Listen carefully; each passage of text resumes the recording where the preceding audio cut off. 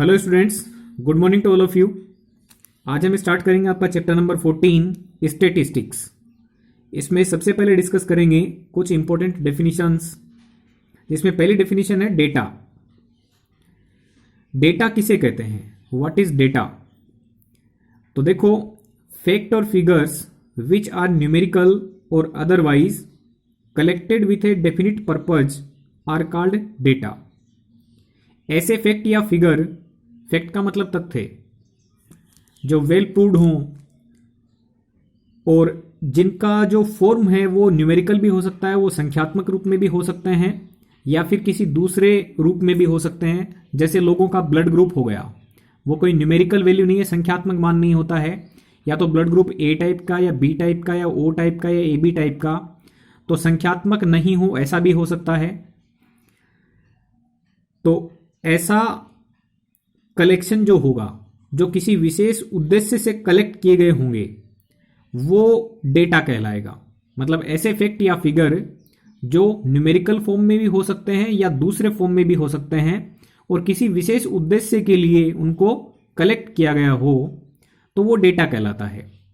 जैसे हम एग्जाम्पल लें, किसी गांव में हर घर में पेड़ों की संख्या जानने के लिए जो घर घर जाकर के सर्वे करके उनसे पूछ करके इकट्ठी की जाएगी जानकारी, वो जानकारी डेटा कहलाएगी।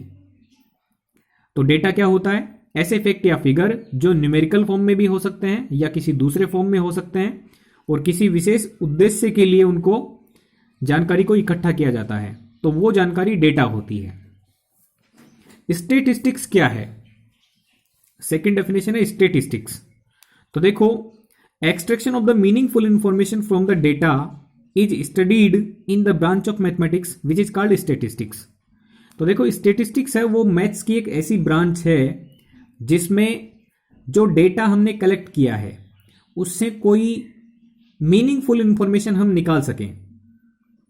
तो ये जो मेथड है जिसमें हम डेटा से एक मीनिंगफुल इंफॉर्मेशन ले सकें, तो वो जो तरीके हम सीखते हैं वो तरीके मैथ्स की स्टैटिस्टिक्स ब्रांच से रिलेटेड होते हैं। यानी स्टैटिस्टिक्स क्या है?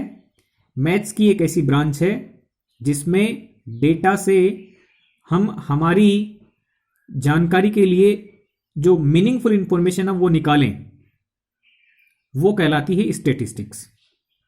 तो स्टैटिस्टिक्स में क्या क्या होता है? देखो, पहला काम होता है कलेक्शन का। कलेक्शन यानी हम जानकारी पहले इकट्ठी करते हैं, कलेक्ट करते हैं। वो किसी भी तरीके से हम कलेक्ट कर सकते हैं, जैसे टीवी से देख करके हम जानकारी ले सकते हैं या न्यूज़पेपर से पढ़ के ले सकते हैं, या स्कूल से हमें जानकारी लेनी हो तो हम ऑफिस से जानकारी ले सकते हैं या क्लास में जा करके जानकारी ले सकते हैं। तो पहला काम होता है कि डेटा को कलेक्ट किया जाए, जानकारी को इकट्ठा किया जाए। सेकेंड स्टेप होता है स्टैटिस्टिक्स में ऑर्गेनाइज करना। जो भी जानकारी इकट्ठी की है उससे हम मीनिंगफुल इंफॉर्मेशन निकालेंगे, तो उसके लिए पहले डेटा को अरेंज करना पड़ेगा, ऑर्गेनाइज करना पड़ेगा, और उसके बाद में उस डेटा को एनालाइज करेंगे और फिर इंटरप्रेट करेंगे यानी समझेंगे उसे। तो ये सारी चीजें स्टैटिस्टिक्स में हम पढ़ते हैं, यानी collection, organisation, analysis of the data and interpretation of the data.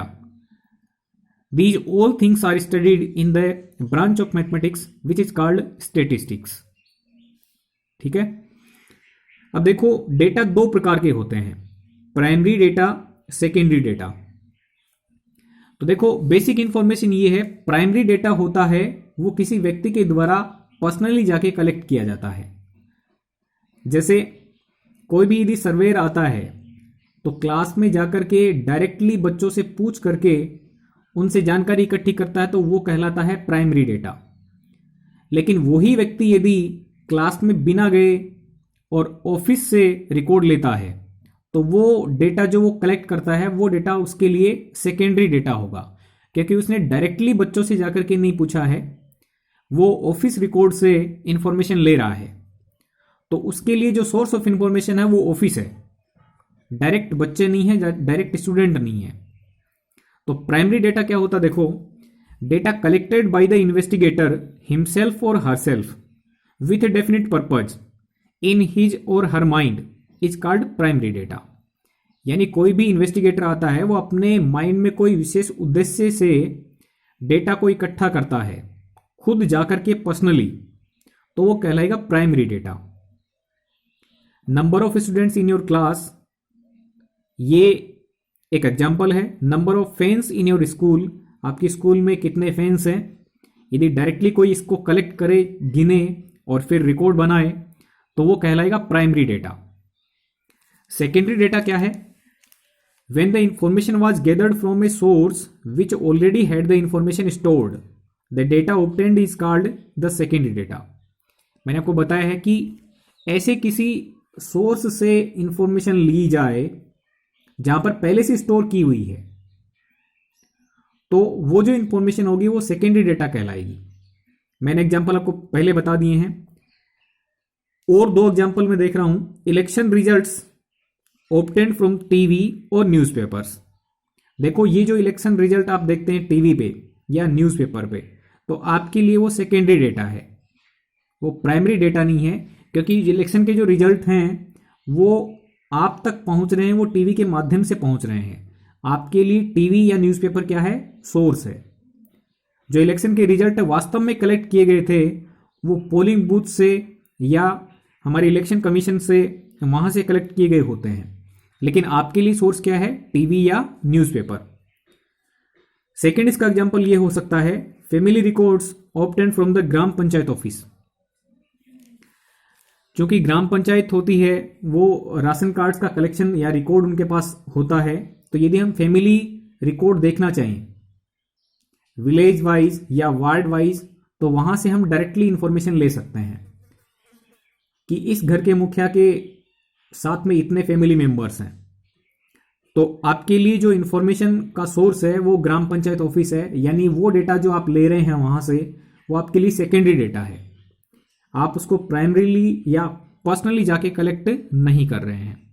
Okay students, तो ये इसकी बेसिक जानकारी थी। अब जो आपका नेक्स्ट वीडियो होगा उसके अंदर हम डेटा का प्रेजेंटेशन देखेंगे कि डेटा को हम किस तरीके से प्रेजेंट कर सकते हैं। अलग अलग मेथड्स होते हैं, जैसे आपने क्लास 8 में भी पढ़ा होगा, बार ग्राफ्स, डबल बार ग्राफ्स, हिस्टोग्राम। तो इस तरीके से अलग अलग मेथड से हम डेटा को प्रेजेंट कर सकते हैं और उससे हमारे लिए जो मीनिंगफुल इंफॉर्मेशन है उसको ठीक तरीके से रीड करना आसान हो जाता है। Okay students, thank you very much.